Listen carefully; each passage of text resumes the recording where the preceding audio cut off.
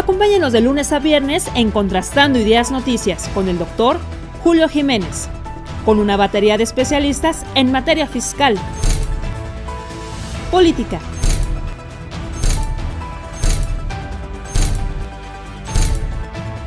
economía, finanzas, justicia, deportes y espectáculos. Acompáñenos a las 22 horas, tiempo del centro. Amigos, ¿qué tal? Muy buenos días. Gracias por acompañarnos como cada semana en la mesa de análisis político-electoral en un contexto, sin lugar a dudas, histórico e inédito.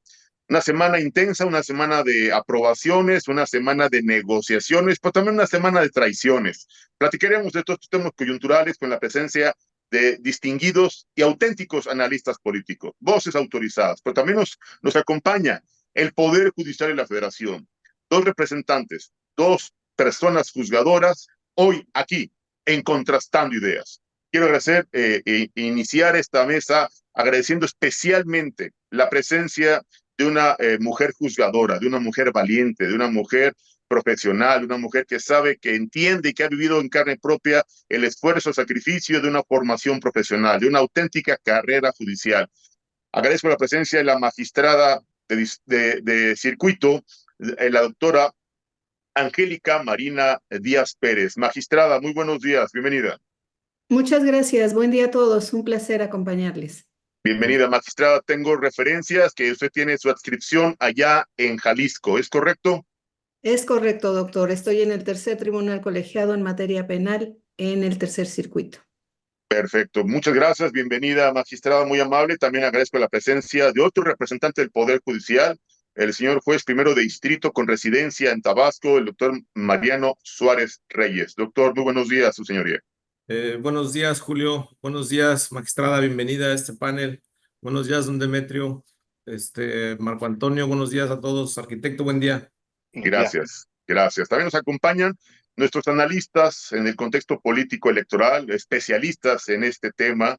Agradezco la presencia del arquitecto Adrián Alanís Quiñones, exsecretario general de Gobierno del Estado de Durango y ex senador de la República. Bienvenido, señor.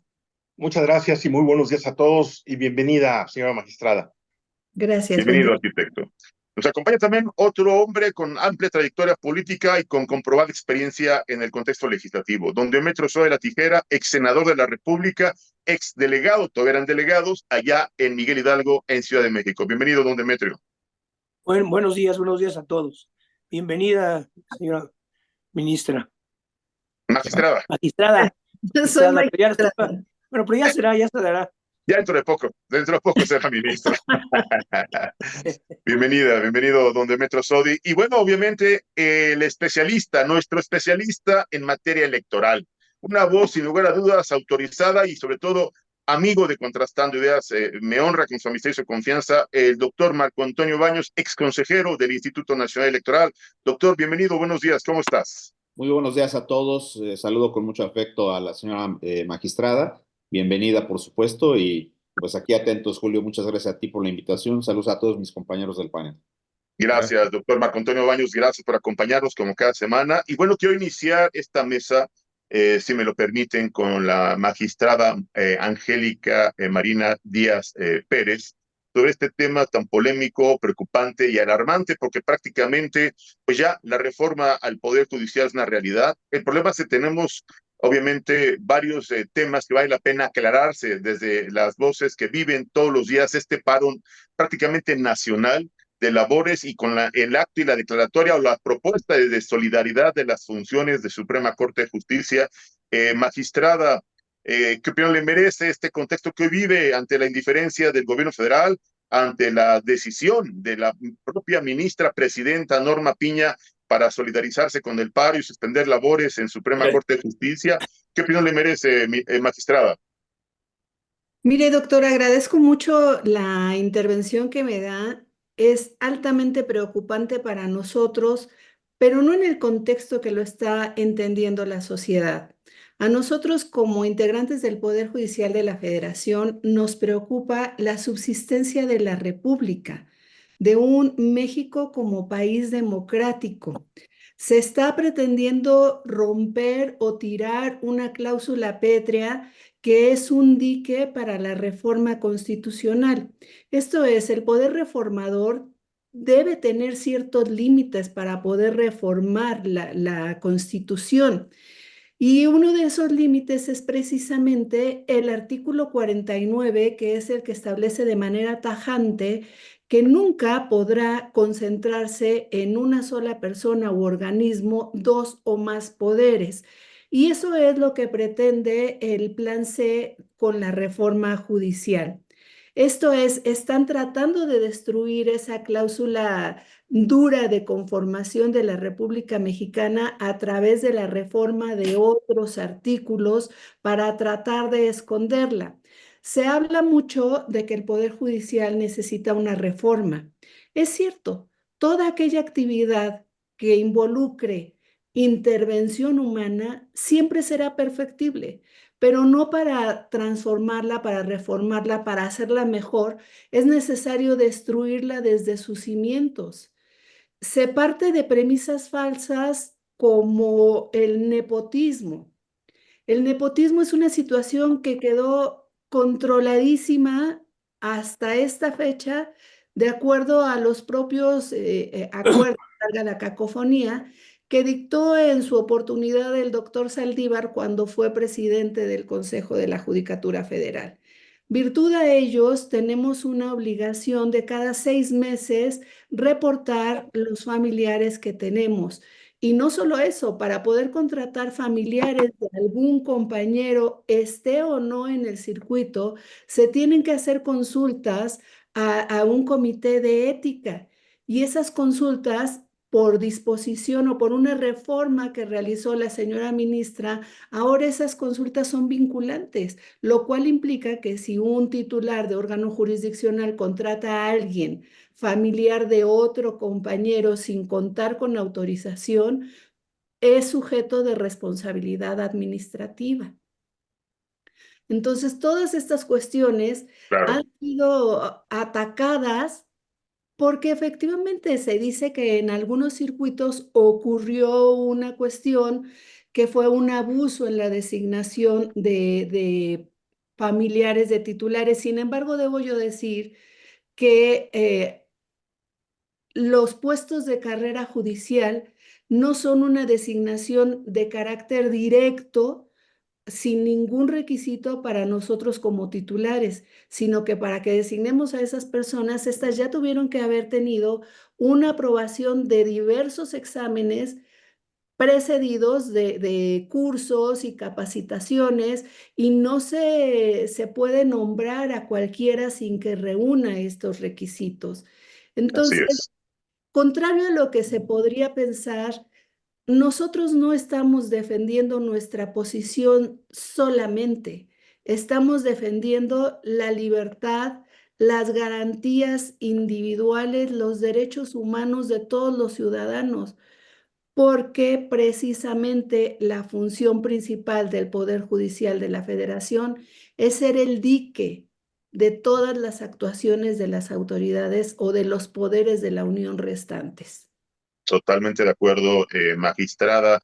Hay la duda, la confusión, la inquietud, cosa que hemos aclarado con el señor juez primero de distrito, y ahora se lo preguntamos a usted, le planteamos este tema. ¿Este paro es un paro parcial? Usted es magistrada en materia penal, ¿es correcto esto? ¿Ustedes siguen atendiendo cuestiones, pues, de temas relevantes, de alto impacto, temas de salud? Obviamente hay que garantizar la libertad. ¿Qué nos podría comentar respecto allá en Jalisco, magistrada? Bueno, en sí este no es un paro, es una suspensión parcial de actividades. Hecha la En- aclaración. Como usted, Suspensión parcial. así es. Muy Como bien. usted bien lo reconoce, se atienden casos urgentes. Como ejemplo, en días anteriores se atendió un asunto en donde se reclamaba la negativa a proporcionar o a practicar un aborto voluntario a una persona, reclamando también la inconstitucionalidad del artículo del Código Penal estatal que pune esa conducta. Esto, como todos sabemos, tiene temporalidades para su práctica por la propia salud e integridad de la vida de la persona gestante. Claro. Entonces, lo que se hizo fue resolver en una queja de 48 horas, en una queja urgente, ordenarle a el Instituto de Seguridad Social involucrado que practicara de manera inmediata la interrupción del embarazo previa la práctica de exámenes que establecieran que la gestante no cursaba con más de las semanas permitidas para esto. ¿Por qué? Porque también teníamos la obligación de velar por la salud y la integridad física de la gestante y sobre todo su decisión de no traer al mundo a Claro. un ser humano diferente. Esas son las clases de asuntos que se están tramitando. Por ejemplo, o sea, no es solo las detenciones arbitrarias o, por ejemplo, las detenciones administrativas con motivo del alcoholímetro, etcétera, Claro. etcétera. Son cuestiones que involucran aspectos trascendentales de la vida de todos los ciudadanos. Por Y supuesto. algo muy importante, nosotros cuando vemos un expediente, no vemos solo las hojas impresas o las hojas en la computadora. Sabemos que son vidas humanas de congéneres que estamos obligados a respetar, proteger y garantizar todos sus derechos humanos.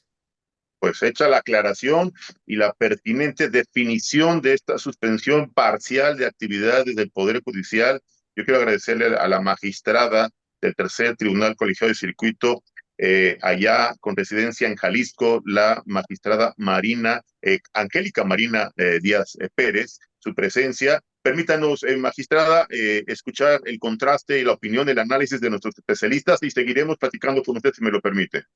Muchas gracias, doctor. Vamos ahora en el contexto político electoral hacia una semana intensa, una semana de decepciones, de aprobaciones, negociaciones y de traiciones.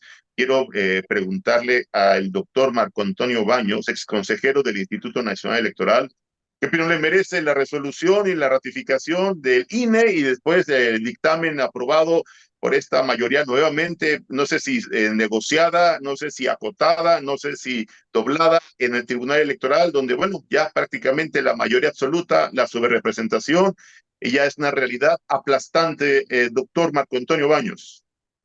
Bueno, muchas gracias, Julio. Me parece que en efecto hemos vivido una semana muy intensa. Es una semana definitoria en la ruta que analizaba con mucha precisión la señora magistrada, donde finalmente el Tribunal Electoral con una sorprendente, voy a decir, a mí lo único que me sorprendió fue la forma en que se votó. Hay 4 votos por ratificar la distribución de las curules de representación proporcional que aprobó el INE el viernes de la semana pasada, pero en esta ocasión el tribunal ratifica con un criterio de aplicación literal de lo que dice el artículo 54 en la fracción quinta de la Constitución, pero hay varios detalles que llaman aquí la atención. Primero, por un lado, esta situación del magistrado Reyes Rodríguez que va y viene en algunas decisiones trascendentes para el país. Esta era, en mi opinión, una de las más importantes. Claro. Había estado bien, por ejemplo, en la parte que tiene que ver con la calificación de la elección, había estado bien en la parte que tiene que ver con la forma en que se resolvieron las impugnaciones sobre la elección presidencial, pero en esta ocasión apoyó la distribución hecha por el Instituto Nacional Electoral. La magistrada Yanino Talora me parece a mí que se mantuvo congruente con la forma en que vino votando. Pero más allá de eso, hay circunstancias que son inexplicables. Una tiene que ver con el hecho de que los juicios ciudadanos fueron desechados, como se desecharon las 240 impugnaciones sobre cómputos distritales anteriormente. Los amicus curiae que fueron presentados por diversas organizaciones, yo firmé uno de ellos y lo presenté en el Tribunal Electoral, fueron rechazados por el tribunal bajo un argumento que me parece verdaderamente inadmisible. El argumento de ellos fue que estos amicus curiae, en lugar de presentarle argumentos que fortalecieran el conocimiento de los juzgadores, eran instrumentos, en la opinión de ellos, destinados a modificar el criterio del juzgador. Bueno, pues entonces yo pregunto cuál sería el propósito de esta figura que en el diálogo judicial está permitida en favor de la ciudadanía. Esa parte a mí me parece que es muy extraña, pero ya más allá de eso, pues vimos cómo con una impresionante forma de cinismo, de expresión de cinismo, estos dos senadores del Partido de la Revolución Democrática se suman a la bancada de Morena para dejarlos ya con 85 senadurías. Les falta uno para tener la mayoría calificada en el Senado y poder hacer y deshacer con la Constitución lo que ellos quieran. Y también me parece verdaderamente grotesco la forma en que el Partido Verde, tan luego como el tribunal está ratificando la asignación de las curules de representación proporcional, inmediatamente publica un comunicado a la ciudadanía diciendo que 15 de sus diputados se pasan a la bancada de Morena. Así de sencillo, claro, no le pasan a Morena el porcentaje de votos que sacaron y que se traduce a financiamiento público. Esa parte no la hacen, pero con un gran desparpajo y un enorme cinismo, publican una lista de los 15 diputados que les tocaron para que se vayan a la bancada de Morena y aseguren, esto seguramente don Demetrio lo explicará mejor que yo, pero pues aseguren el control de la Junta de Coordinación Política de la Cámara de Diputados. Es verdaderamente grotesco. Y toda esa discusión que se dio respecto a los errores, no los errores, sino el uso faccioso de los convenios de coalición, etcétera, pues evidentemente se reflejó ahí. No hay forma, en mi opinión, de que esas cosas se vayan a corregir en el futuro inmediato porque las consecuencias son demoledoras para el país. Lo que ha dicho la magistrada, yo lo comparto en todos sus términos. La cascada de las modificaciones constitucionales vienen en fila india para poder hacerse. Está lo de la reforma del Poder Judicial, que genera un entuerto, yo creo que entre Claudia Sheinbaum, que tiene una actitud timorata frente al presidente en funciones, y donde dice vamos a detener la reforma judicial para analizarla, pero luego después se desdice cuando el presidente sale muy molesto a los medios y ella dice que no, que se le entendió mal a Ricardo Monreal, que lo único que se va a cuidar es el procedimiento legislativo, pero ya Monreal lo aclaró.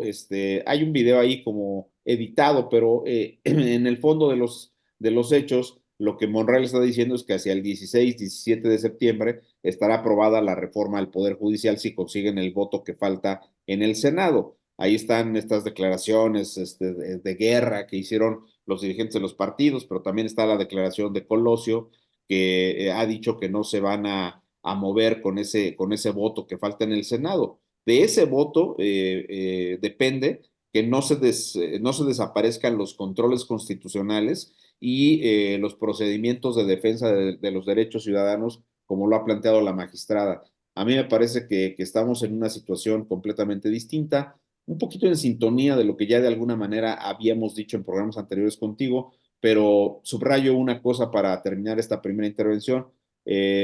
México no es el mismo después del 2 de junio. México no es el mismo después de estas decisiones que en esta semana se tomaron en el Tribunal Electoral del Poder Judicial de la Federación, y habrá que empezar a buscar en las categorías de la teoría política cómo le vamos a llamar a este régimen que vamos a tener.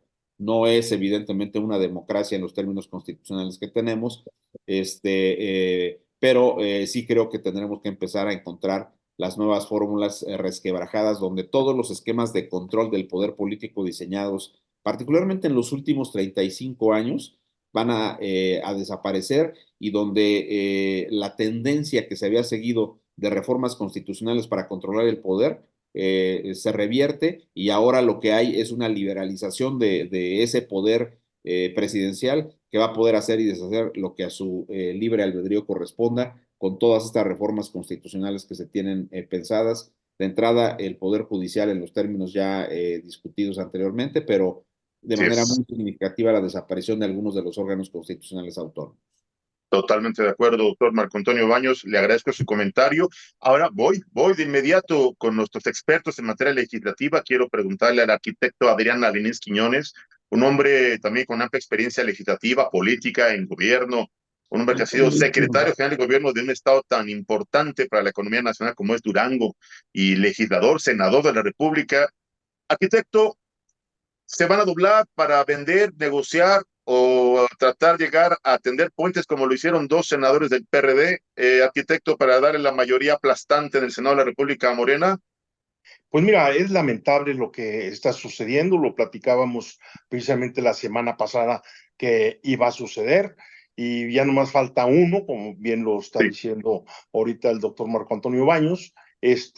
Lamentablemente, por ejemplo, hay el caso concreto del Partido Revolución Institucional, el PRI, donde el mismo Alito Moreno está sacando de la fracción parlamentaria del PRI en el Senado a Manlio Fabio Beltrones, entonces Así es. prácticamente lo está orillando. Y Manlio Fabio Beltrones, cuando era subsecretario de Gobernación con don Fernando Gutiérrez Barrios, de aquel entonces se empezó a programar desde la Secretaría de Gobernación lo que era la creación del Partido Verde Ecologista, donde el papá del Niño Verde fue el primer presidente, fue el constituyente, pero no le sabían ni siquiera a cómo poder armar las asambleas y cómo poder lograr el registro.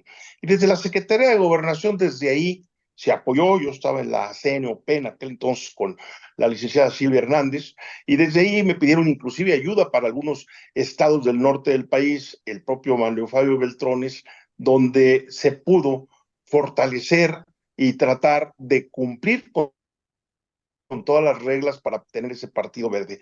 Desde entonces, Manlio Fabio ha estado muy pegado, inclusive su yerno siempre ha estado dentro del Partido Verde Ecologista.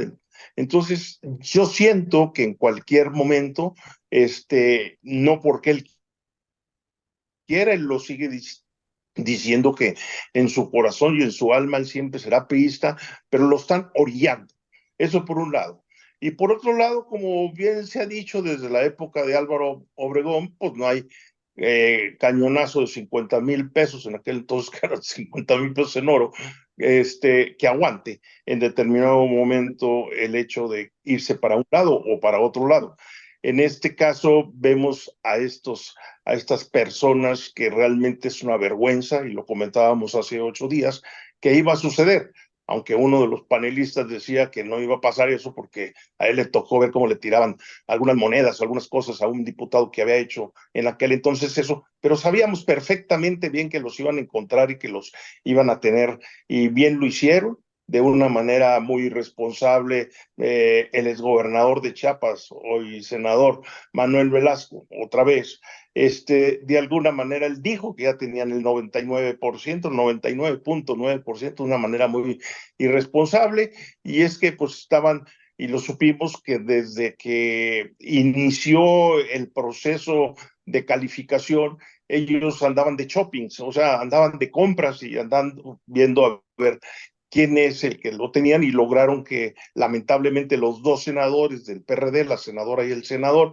pudiesen en ese momento ser adquiridos de una manera cínica y responsable, como ahora estos quinceañeros del Verde Ecologista se pasan para tener la Junta de Coordinación Política por 3 años, para que no existen en ese momento negociaciones de que un partido un año o otro partido otro año. Entonces ya prácticamente con esto y con un cinismo tremendo, porque desde un principio, si lo hubieran contemplado y si lo consideraran inclusive en el Tribunal Electoral lo que iba a pasar, bueno, pues ahí se está viendo la sobrerepresentación, o sea, de una manera cínica. Pues como que pasan 15 cuando les acaban de dar su 8% individual a cada uno de estos partidos de la coalición, o sea, llegar al 8% Morena, el 8% al Verde y el 8% al PT, y ahora que ya tienen el 8%, ahora yo me paso para que la Junta de Coordinación Política sea los 3 años exclusivamente para un solo partido político, para una sola fracción, para un solo grupo, y lamentablemente un grupo que está manipulado por el titular del Poder Ejecutivo. Inclusive ayer comentaba la presidenta electa como perdonavidas de que ¿qué quiere el pueblo? Si el pueblo fue el que dijo que hay que elegir a los magistrados, a los jueces y a los ministros, ella lo podría hacer, pero ella con una condescendencia ante el pueblo va a seguir tratando de que se impulsen estas reformas para que sea el pueblo el que los elija. Entonces, qué lamentable de que la posición en que el día de ayer que se integra la nueva Cámara de Diputados, el nuevo Senado, el nuevo Congreso de la Unión, estén sujetos a lo que el Ejecutivo prácticamente les ordena y que nomás bajan la cabeza, son unos Así es. jorobados, porque bajan la cabeza y levantan el dedo. Esa es mi posición. Pues muy clara, contundente y siempre objetiva, arquitecto Adrián Alanís Quiñones, a quien le agradezco su comentario. Ahora voy con otra voz autorizada en materia político-legislativa. También un hombre con amplia experiencia en este tema, porque ha sido legislador federal, ha sido senador de la República, ha sido alcalde, en aquellos años delegado de la hoy alcaldía Miguel Hidalgo, y un hombre con una muy amplia experiencia legislativa, don Demetrio Sola Tijera. Don Demetrio, ¿qué opinión le merece esta instalación del Senado de la República con personajes muy polémicos, desde el presidente de la mesa directiva, desde la intentona de retirarle la viabilidad de tomar posesión como senadora a Lili Téllez, la llegada de un impresentable exgobernador de Chihuahua, que hoy ya goza de la impunidad que le da esta inmunidad procesal llamada fuero constitucional? ¿Qué va a pasar en el Senado de la República con tantos personajes que puedan llegar a hacer todo menos a representar los intereses de la nación, don Demetrio? Bueno, mira, primero, bueno, a ver, voy a hablar por alusiones personales. Sí, yo tenía esperanza que los dos senadores, de la senadora y el senador del PRD, se mantuvieran. No lo hicieron, que es una desgracia, pero, a ver, decía el otro día Manuel Velasco, tenemos el 99.9%, les falta el 0.1%, les falta 1%. Y si ya lo tuvieran, ya lo hubieran anunciado. Ojalá no mantengan y no tengan la mayoría calificada. Pero vamos a suponer que la tienen. ¿Qué vamos a hacer? Ya ahorita lamentarnos que si fue ilegal, ya eso ya, perdón, ya no viene al caso. El caso es que si tienen la mayoría calificada, pueden hacer lo que quieran con la Constitución. Y no hay quien, en este momento, no lo van a parar los partidos políticos. La política no los va a parar. ¿Por qué? Pues porque no tienen prácticamente representación, no tienen un 30-25% en la Cámara de Diputados, igual en el Senado. No lo va a parar los periódicos al gobierno, y lo hemos visto este sexenio, le tiene sin cuidado los periódicos, los analistas políticos, los comentaristas. Entonces, es una situación difícil. Por eso es tan importante el paro del Poder Judicial. El Poder Judicial sí lo puede parar. Y vamos a ver, va a haber un enfrentamiento, porque lo que se ha dicho, lo que yo he entendido, es que no van a ceder, no están peleando con cuestiones laborales, condiciones de trabajo, están peleando la defensa de la división de poderes, la autonomía, sobre todo, del Poder Judicial. ¿Y la carrera judicial? ¿Y la carrera judicial? Que es su derecho a participar a cargos de mayor rango y jerarquía, que era un derecho que ellos tenían a la actualización, a la profesionalización, y que hoy prácticamente se los van a desaparecer este derecho para acceder a esta posibilidad, Demetrio. Sí, pero yo me iría más. Yo creo que lo más trascendente no es que peleen sus derechos, que tienen todo el derecho, derecho a defenderlos. No, lo que es muy importante es que están peleando la autonomía del Poder Judicial. Eso es lo que es realmente trascendente. Y yo creo que no nos va a quedar otra. Dentro de Morena no va a haber disidencia. Es indignante, no sé, Ricardo Monreal poniéndose al lado de el 1 de septiembre vamos a aprobar toda la reforma. Y es indignante lo de Manuel, el que era Manuel Velasco, y es indignante, bueno, el que 15 diputados, si un día antes hubiera hecho la transferencia, hubieran regresado los diputados a Morena, o sea, a lo mejor los magistrados se hubieran dado cuenta de que esto era una jugada nada más, para poder tener más sobre representación. Pero en fin, estamos en una situación difícil.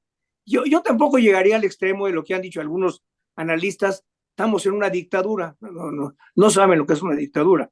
Ni nosotros, ninguno que estamos aquí. Estamos en la antesala de un régimen totalitario. Estamos en la antesala, de un régimen absolutista. Estamos en la antesala de un cambio de régimen totalitario que pudiera llevar a un cambio drástico en los derechos humanos y en el ejercicio de los derechos electorales y políticos de México, don Demetrio. Yo siento que no, y es importante discutirlo. Ha habido comentarios de analistas políticos, intelectuales, estamos en una dictadura, o vamos a una dictadura. No, Todavía una dictadura, en primer lugar, No. es represiva, ¿no? Así. Dos, estamos en una monarquía. Y hasta el presidente se burló diciendo Claudia I. Entonces, ¿en dónde estamos? A ver, no estamos ante un cambio de régimen, cuando menos en teoría, cuando menos en lo que dice la Constitución, porque va a seguir habiendo división de poderes según los artículos de la Constitución, no se van a anular. Estamos ante el predominio, como había en la época priista, de un solo hombre o una sola mujer, un presidencialismo extremo. Al momento de quitar los organismos autónomos, todas las decisiones que estaban en esos organismos regresan al Poder Ejecutivo. Claro. Eso tiene algo de bueno y algo de malo, ¿eh?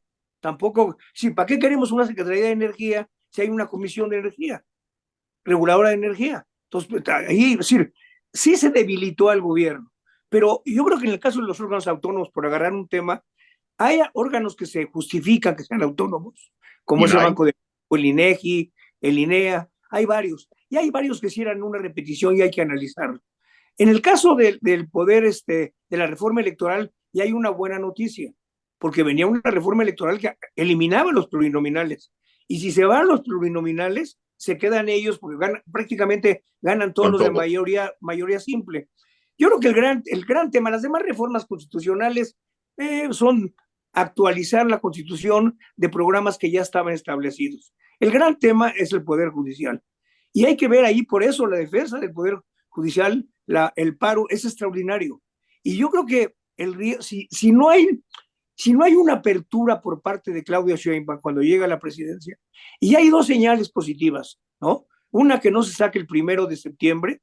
Dos, echar para atrás la reforma electoral. Tres, se comenta que puede echar para atrás la reforma de los órganos autónomos, y en el Poder Judicial sí se enfrenta a ella el primer día que tome posesión a un tema que no es nada sencillo, el paro. Y yo creo que nosotros tenemos que pensar en acciones más definitivas.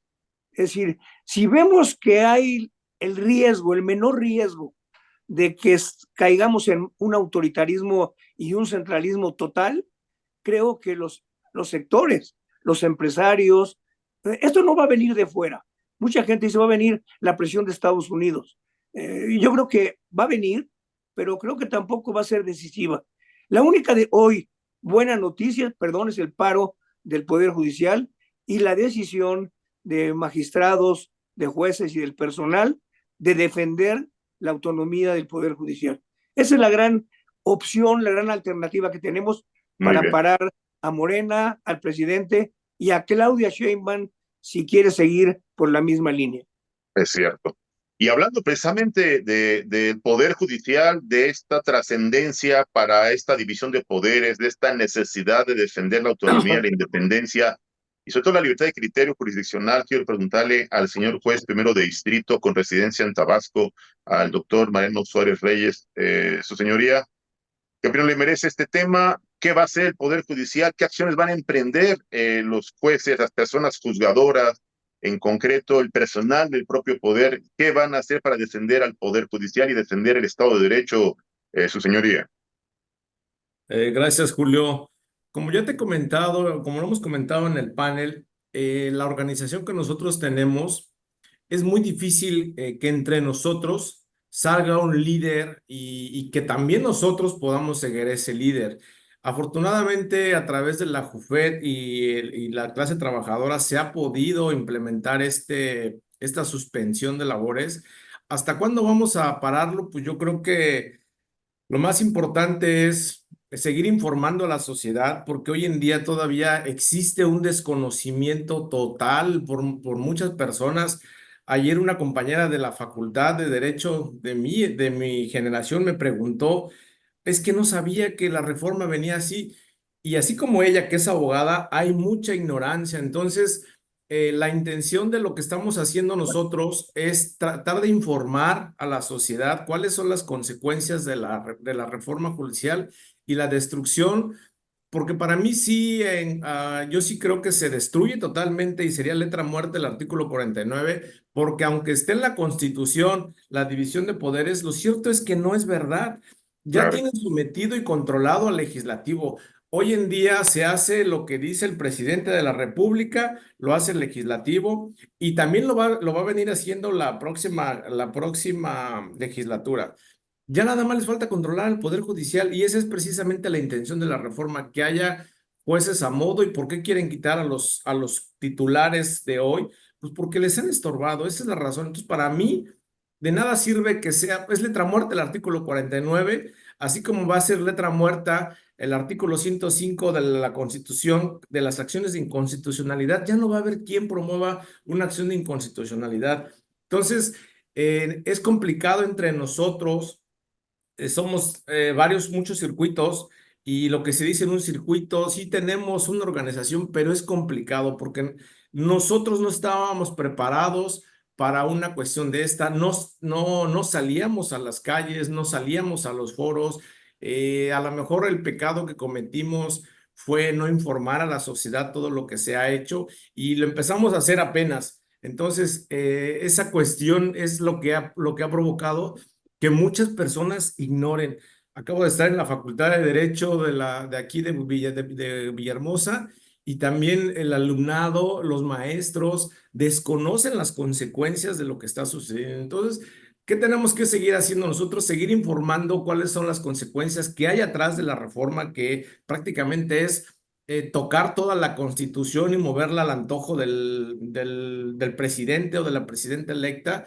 ¿Y hasta cuándo vamos a parar? Pues yo creo que hasta que se pare la reforma.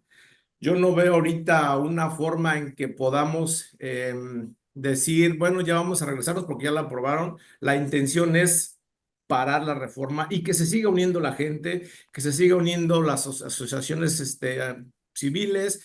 Afortunadamente la UNAM ya levantó la mano y ya se unió, creo que fue un evento importante. Yo estuve preguntando acá en Tabasco. La Universidad del Estado de Tabasco, pues prácticamente es política. Entonces ahí los tienen bien controlados y bien amenazados a los alumnos y no los han dejado moverse mucho. Pero quisiéramos que se unieran más los abogados. No es posible que nada más hagan por ejemplo, el colegio de doctores, las instituciones de constitucionalistas, se han pronunciado, hacen cartas, pero hasta ahí. Entonces, sí ocupamos que se una más gente para que esta manifestación o estos paros que hacemos puedan abarcar a más personas y pues, que puedan mover en cierta forma, porque ese es el único escalón que tenemos ahorita. ¿Hasta cuándo? Pues, insisto, no sé, Julio, es complicado que nosotros Correcto. tengamos un líder que nos pueda decir, paramos. Es más, ya se ha visto, ¿no? Paramos los juzgados que pertenecemos al Consejo de la Judicatura Federal y la Así Corte es. siguió trabajando. Entonces, es complicado que salga la señora ministra y nos diga una situación. Es complicado que un consejero o una consejera salga y nos diga. Es complicado que un titular, juez o magistrado tome liderazgo. Es muy complicado precisamente por la forma en que estamos estructurados y porque no estamos acostumbrados a hacer este tipo de cuestiones. ¿Vamos a Totalmente de acuerdo. aprender? Pues demasiado tarde. Ese es mi posicionamiento, Julio. Totalmente de acuerdo, señor juez primero de distrito, don Mariano Suárez Reyes, le agradezco mucho su posicionamiento y retomo la opinión, el comentario de la magistrada del tercer tribunal colegiado de circuito con residencia en Jalisco, la doctora Angélica Marina Díaz Pérez. Magistrada, ¿habrá alguna acción, habrá alguna estrategia legal por parte de las personas juzgadoras o el personal del Poder Judicial para impugnar en su momento esta maquiavélica, desafortunada o polémica reforma constitucional que prácticamente va a desaparecer, no colonizar, va a desaparecer el Poder Judicial, magistrada?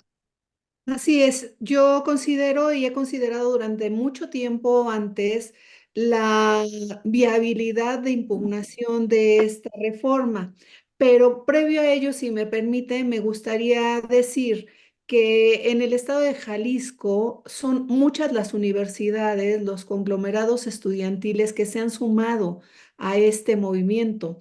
Está el ITESO como universidad jesuita, Claro. que también lo hizo la Universidad Iberoamericana, está la Universidad Panamericana, está el TEC de Monterrey, están muchas organizaciones que incluso hoy mismo van a hacer una marcha pacífica y van a hacer una manifestación en la ciudad para demostrar la solidaridad que tienen con el conglomerado de trabajadores del Poder Judicial de la Federación.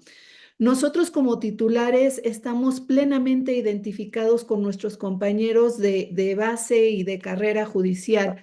Todos somos uno y todos estamos luchando contra la desaparición del Poder Judicial Federal como eje del sistema de pesos y contrapesos que debe subsistir en la República. Esto es algo muy importante porque precisamente como lo señalan algunos de nuestros compañeros del panel, existen artículos constitucionales que están ahí y tienen plasmadas ciertas reglas, pero que pareciera que no existen.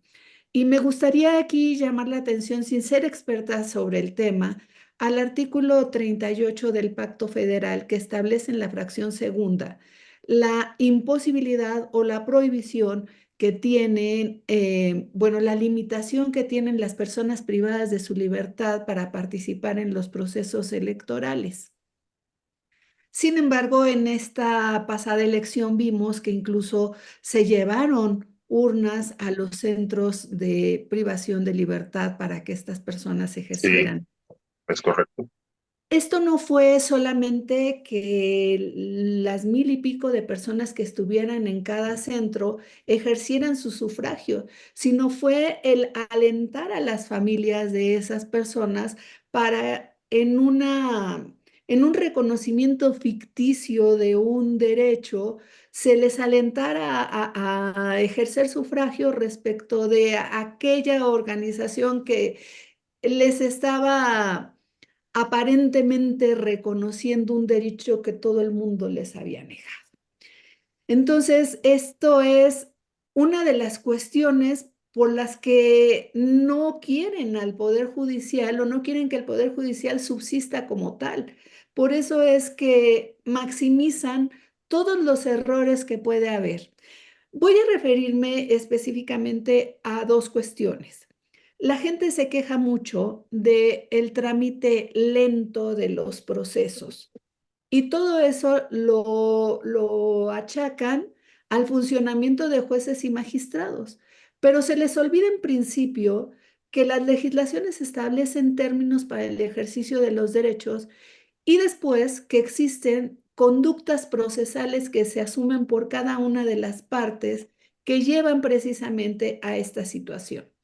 Tan es así que incluso en las jurisprudencias de la Suprema Corte de Justicia de la Nación, por ejemplo, en el tema tan controversial de los cambios de medida, se ha establecido que es una de las situaciones o uno de los aspectos que deben tomarse en consideración para ver si se cambia o no la medida, porque Claro. no es precisamente que los titulares de los órganos jurisdiccionales o el personal de los órganos jurisdiccionales tengamos la posibilidad de impedir el ejercicio del derecho de defensa o de actuación procesal de las partes. Luego, otra situación, que ha enarbolado el Ejecutivo Federal y con la que constantemente nos culpan y que es algo que parte de la ignorancia del pueblo, es las liberaciones de las personas que son imputadas en la comisión de un delito. Y aquí tenemos cuestiones que van más allá de la actuación de los integrantes del Poder Judicial de la Federación. En materia penal, son muchos los actores los que intervienen previamente a la judicialización. Claro. Cuando ya se judicializa el asunto, puede venir trabajado de manera tal que no deja otra opción al juez de control que decretar una libertad. Y entonces nadie, absolutamente nadie, está volteando los ojos a la actuación del primer respondiente, de las unidades periciales, de las fiscalías, de la propia actuación de los fiscales, a quienes sí les pagaron capacitaciones y que no están ejerciendo las funciones como corresponde.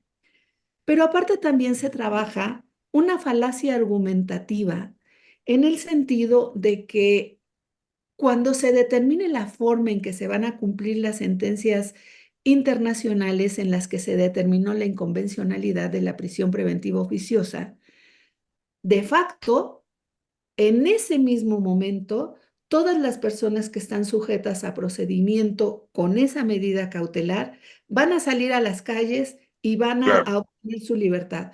Eso no es cierto. Eso no puede ser así.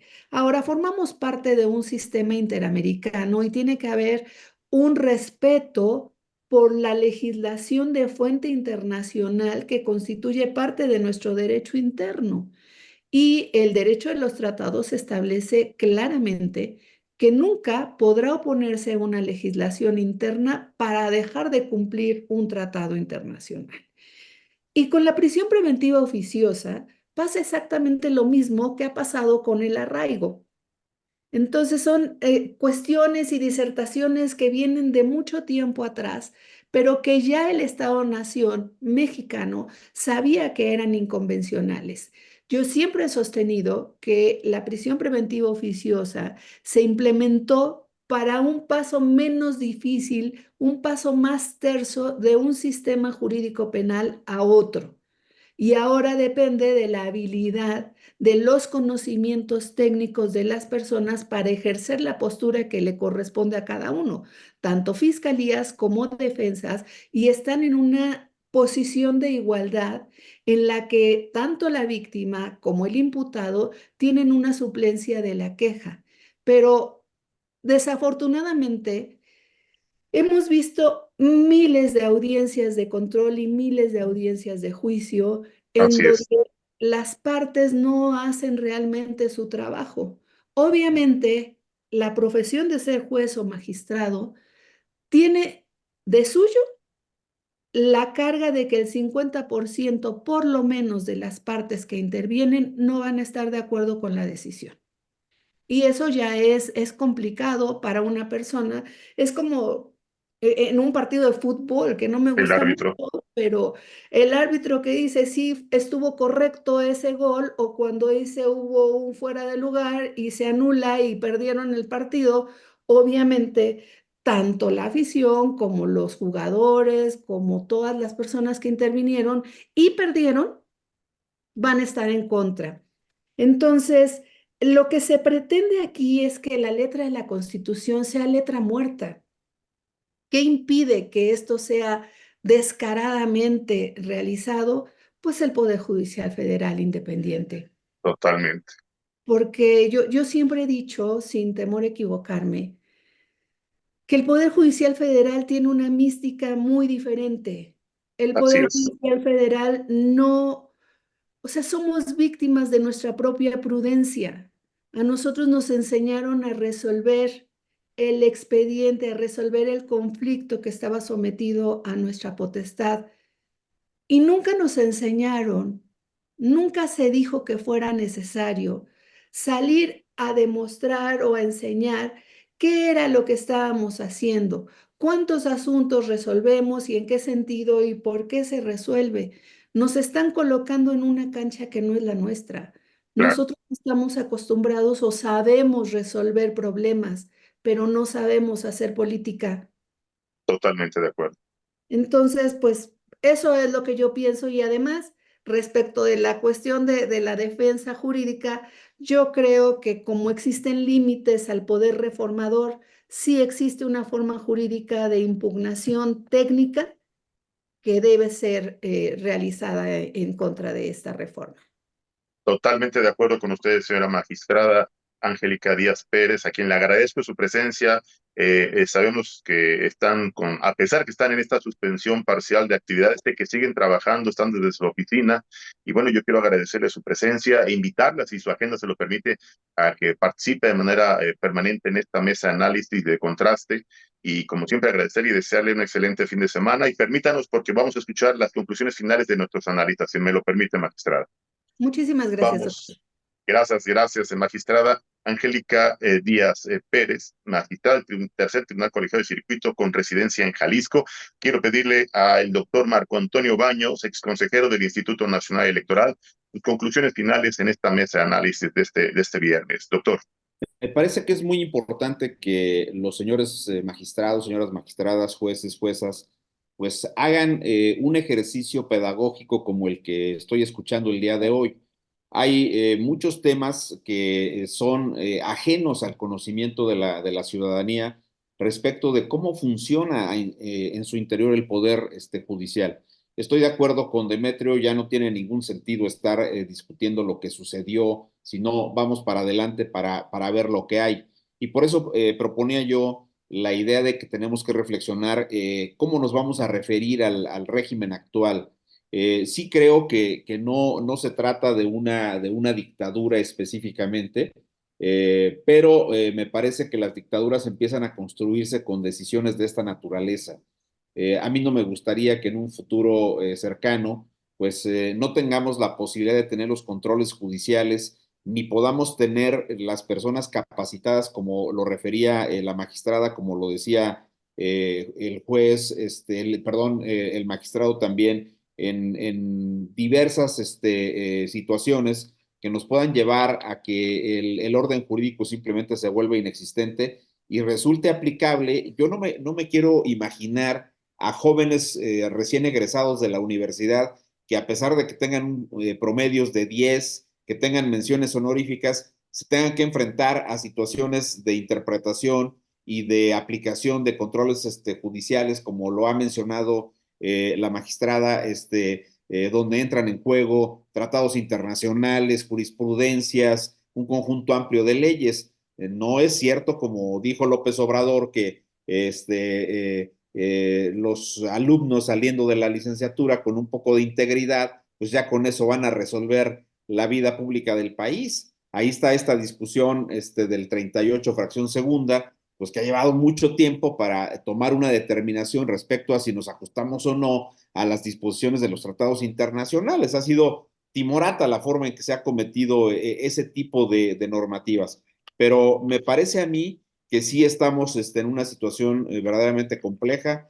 Sí creo que es importante considerar que falta un voto en el Senado, pero también sabemos que hay miles de argucias que podrían esgrimir para tener ese voto. Y de ese voto, de ese hilo tan delgado, dependen las características de la República, porque siendo, digamos, anuente a aceptar la explicación que se ha dado en la mesa sobre los controles adicionales que hay en la Constitución, yo diría una cosa: esos controles los vamos a poder aplicar con independencia de que estén en la Constitución a partir de abril del año que sigue, si esto se aprueba en los términos actuales. La verdad es que es un tema muy complicado y sí exige que continuemos con esta ruta de análisis y sobre todo que los integrantes del Poder Judicial nos sigan explicando lo que pasa en el interior de un poder que es esencial para el funcionamiento de la República Mexicana. Totalmente de acuerdo, doctor Marco Antonio Baños. Le agradezco su comentario final, su análisis en este viernes, en esta mesa. Y vamos con la recta final también, las conclusiones, con el arquitecto Adrián Dalañez Quiñones. Arquitecto, lo escuchamos.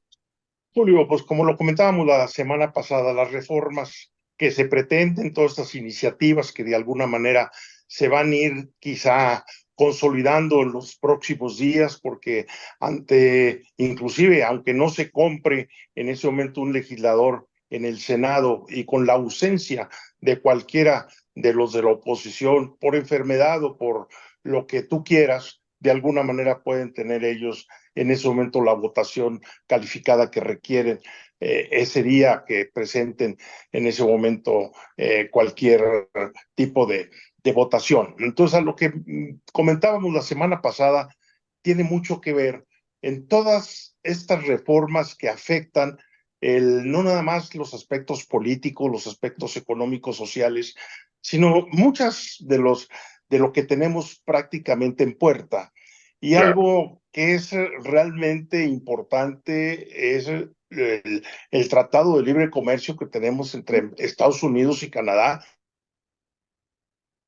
y que si de alguna manera el Poder Judicial y los órganos autónomos dejan de existir o dejan de tener su prioridad o su importancia dentro de lo que son los tres poderes, esto de alguna manera generará, pues, en primer lugar, y se está viendo ahorita con las calificadoras, se está viendo también, y lo comentábamos la semana pasada, las inversiones y sobre todo también el hecho de que de alguna manera afectaría no nada más la cuestión que representa el dinero o el financiamiento, sino lo que representa la generación de empleos, el problema tan grave que es el hecho de que no pueda tener la recaudación necesaria la tesorería de la federación, y al mismo tiempo no se vaya a poder cubrir también todos los programas de asistencia social, y esto generaría también un problema de un brote social que ojalá y no se dé, ojalá y que realmente todo siga igual, ojalá y que realmente no haya un cambio de régimen, ojalá y esto no sea prácticamente la premisa de una dictadura, ojalá, pero realmente lo que se está dando en cuestión de visión de lo que es nuestro futuro es cuestiones prácticamente de preocupación y de ocupación. Ese es mi punto de vista. Y le agradezco mucho, arquitecto Adrián Alanís Quiñones, esta aclaración y siempre este análisis puntual y objetivo. Muchas gracias. Vamos con las conclusiones finales de Don Demetrio Soy de la Tijera. Lo escuchamos, Don Demetrio. Mira, a ver, yo creo que la situación sí es crítica, sí es una situación difícil porque tienen todos los instrumentos para hacer lo que quieren. Claro. Si logran un voto más en el Senado, pueden hacer lo que quieren, nadie los va a frenar, y por eso lo del Poder Judicial es tan importante. Además, otra cosa, el paro del Poder Judicial tiene otra importancia. Ellos querían sacar la reforma al Poder Judicial en secreto prácticamente, sin que se enterara nadie. Y claro. Hoy, afortunadamente, yo creo que la gente empieza a darse cuenta de la tontería, el riesgo que hay si se reforma el Poder Judicial. Eso es una ganancia. López Obrador siempre hace encuestas, ¿no? Y yo creo que esta encuesta se le va a ir revirtiendo, y creo que la población se va a ir dando cuenta del riesgo que significa tener un Poder Judicial subordinado al Poder Ejecutivo. Ahora, yo no soy tan catastrofista, ¿no? Sí hay una situación crítica, ni va a haber dictadura, ni va a haber crisis económica, perdón, ni va a haber crisis social, no, tampoco, porque eso llega al extremo. Yo ahora que platico con la gente me dice, ya me voy del país, no es posible, mis hijos, calma. Sí, seguimos dentro de un marco constitucional y dentro de un marco legal. Y esperemos a ver cómo actúa. Hoy sí, la única esperanza dentro del gobierno es cómo va a actuar Claudia Sheinbaum. Y también hay una diferencia, ¿eh? El gabinete de López Obrador es un gabinete totalmente subordinado a él. Antes el gabinete en la época priista tenía un peso, tenía una fuerza, y era un límite a los excesos presidenciales. Y yo creo que el gabinete de Claudia Sheinbaum en ciertos puestos y con ciertas personas tienen una autonomía y un nivel muy diferente al que tenían con López Obrador. En fin, yo soy no soy optimista. tan pesimista, tampoco puedo ser tan optimista ahora, pero creo que estamos viendo el inicio de la amenaza y hay que ver cómo paramos esa amenaza. La amenaza cumplida o ya obviamente anunciada, que hoy prácticamente ya es una realidad. Le agradezco mucho a don Demetrio Soy de la Tijera su valiosa participación, y quiero pedirle, y cerramos esta mesa con la conclusión final del señor juez primero de distrito con residencia en Tabasco, el doctor Mariano Suárez Reyes. Su señoría, lo escuchamos.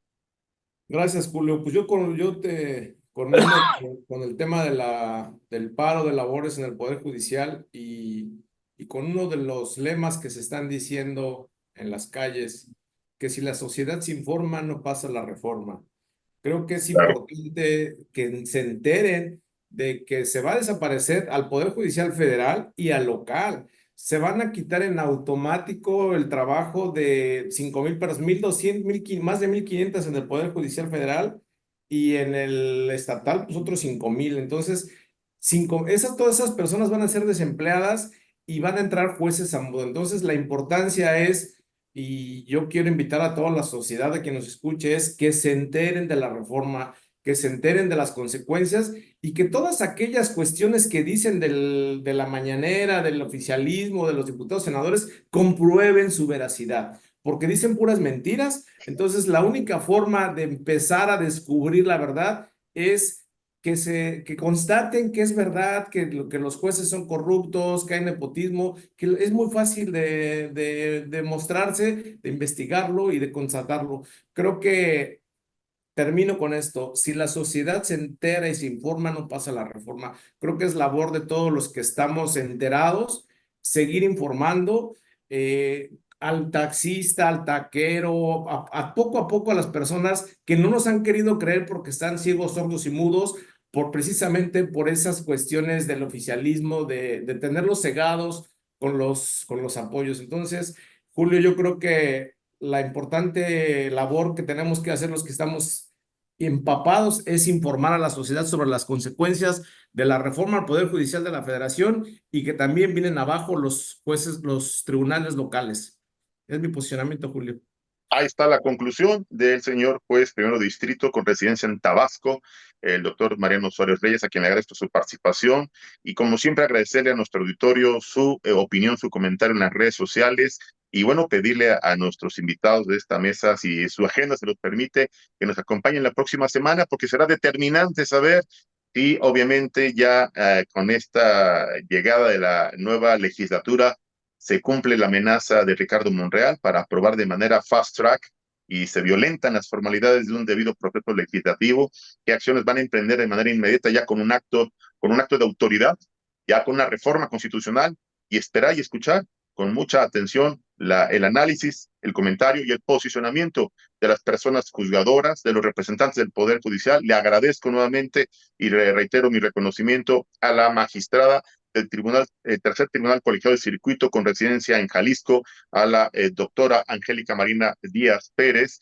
a el señor juez primero de distrito, don Mariano Suárez Reyes, a el exconsejero del Instituto Nacional Electoral, al doctor Marco Antonio Baños, al arquitecto Adrián Alanís Quiñones y a donde Metro de la Tijera su valiosa participación. Les deseo un excelente fin de semana y muchas gracias, muy amables. No le cambie, ya viene el maestro Nelson Vargas, platicaremos de los recuentos de los daños después de las Olimpiadas allá en París 2024. No le cambie, regresamos. Gracias, saludos. Buen fin. Buen fin.